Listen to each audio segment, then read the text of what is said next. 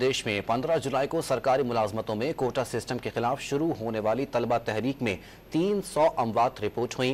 पुरतशद्दुद मुजाहिरों के दौरान पुलिस और तलबा के दरमियान झड़पें भी हुई।